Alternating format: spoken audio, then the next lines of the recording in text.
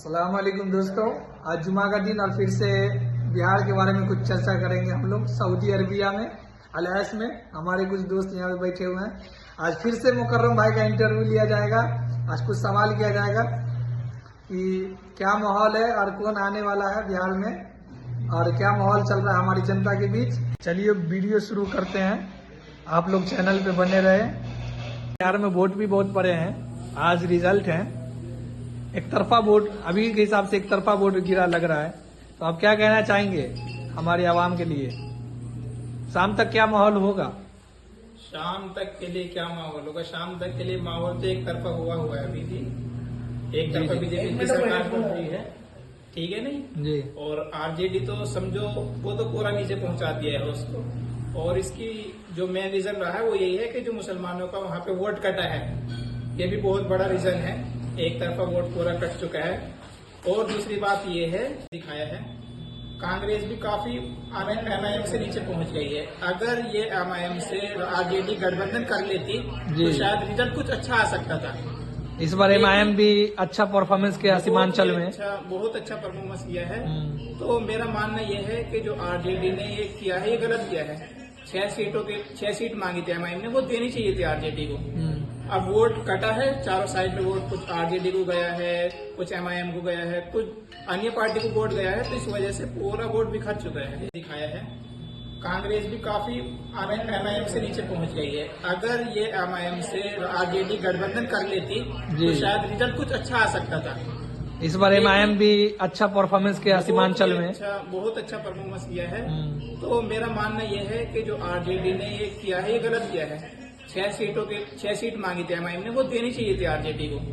अब वोट कटा है चारों साइड में, वोट कुछ आरजेडी को गया है, कुछ एमआईएम को गया है, कुछ अन्य पार्टी को वोट गया है, तो इस वजह से पूरा वोट बिखर चुका है। एक और हमारा यही रहा ना, कैंडिडेट काफी सारे खड़े हो गए और वोट इधर से उधर हो गया है।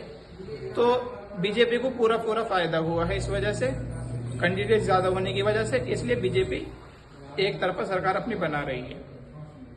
तो मुद्दा भी बहुत सारा था, रोजगारी का मुद्दा और हमारे जो बिहारी मजदूर सब पलायन होते हैं उसका मुद्दा था। तो पब्लिक ने इस बार किस मुद्दे पे वोट किए हैं?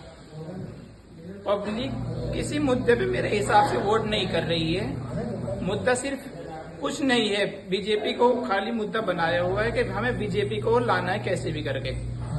और अन्य पार्टी को वो बिल्कुल नहीं देख रहे हैं क्या कर रहे हैं, क्योंकि अन्य पार्टी भी बहुत कमजोर है बीजेपी के हिसाब में।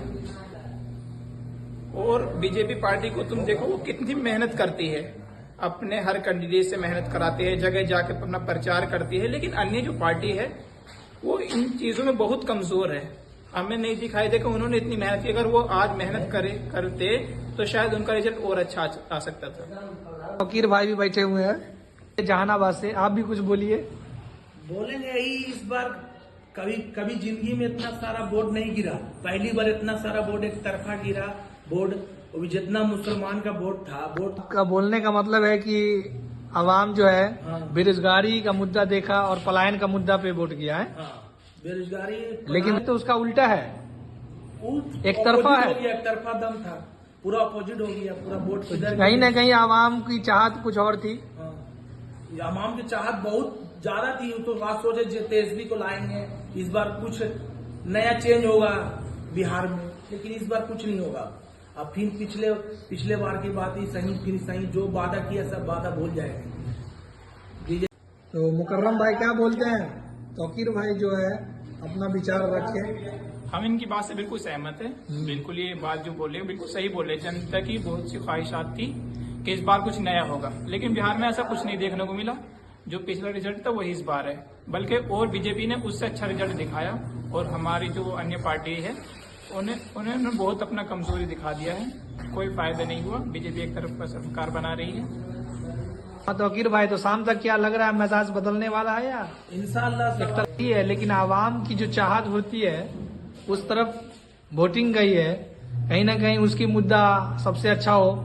नहीं होगा, दिल्ली वाला हाल होगा। दिल्ली वाला जैसे दिल्ली का जैसे हाल किया ना, दिल्ली का ज्यादा है। इस बार लग रहा है बदलाव होंगे और बीजेपी आएगा तो कुछ बदलाव नहीं, और बेरोजगारी बढ़ेगा और क्राइम बढ़ेगा और वो जंगल राज होगा। और आवाम ने तो उस पर ट्रस्ट किया है ना, तब ना आई है अमान पार्टी। ट्रस्ट किया, लेकिन कहीं और झोल हो गया। अब इकबाल भाई से इंटरव्यू लेते हैं मोकामा से। आपके यहाँ अभी वोटिंग गिनती है और एक तरफा चल रहा है मिजाज पब्लिक का, उस पर क्या कहना चाहेंगे? देखिए, मोकामा जो है ना वो बाहुबली का शहर है। अच्छा। मोकामा में जितना भी है सब बाहुबली है। बाहुबली का ही संघर्ष था अभी इलेक्शन में। अच्छा। अभी समझिए कि आनंद सिंह जो है वो बहुत बड़ा क्रिमिनल है। अभी उनका आप कैरेक्टर देखिएगा तो आते हैं और जाते हैं, मतलब आते हैं 20 दिन के लिए आते हैं और 50 दिन के लिए समझिए फिर जेल में चले जाते हैं। वो उनका मतलब शुरू से ही ऐसा ही रहा है। मगर अभी कहने का मतलब ये है कि आनंद सिंह अभी विपक्षी पार्टी को गोली मरवा दिया, ठीक है, विपक्षी पार्टी को गोली मरवा करके ढंग से चले गए जेल में। वो जेडीयू से लड़ रहे थे, नीतीश कुमार उसको बोला कि नहीं तुम लड़ो आकर के, वो लड़वाए उसको।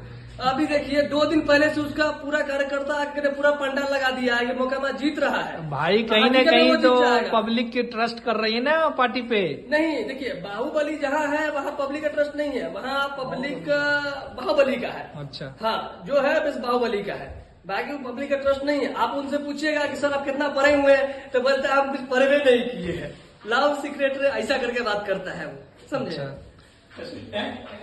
पूरे बिहार में अपने जो है खेसारी लाल बहुत ट्रेंडिंग में था इस बार चुनाव में। छपरा से वो भी 7000 वोट से पीछे चल रहा है। तो उसका तो मालूम नहीं है, उसका तो उतना ट्रेंडिंग स्टार होकर भी इतना पिछाड़ सकता है। हम लोगों ने उम्मीद था बाबा बहुत ही ट्रेंडिंग में चल रहा था छपरा। हम तो सोचे थे खाली उन्हीं का खेसारी लाल यादव को सबसे आगे वही रहेंगे, सबसे पहले वही जीत के खेल जाएगा। कहीं न कहीं आवाम ट्रस्ट नहीं कर पाई उस पर, नहीं कर पाई। हाँ। ट्रस्ट किया अवाम, लेकिन कहीं क्या हुआ नहीं पता है। अवाम ट्रस्ट नहीं किया कि क्या हुआ समझ में नहीं आ रहा।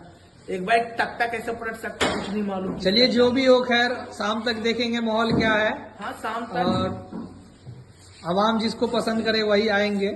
और 5 साल के लिए 5 साल के लिए फिर बिहार जंगल राज में जाएगा।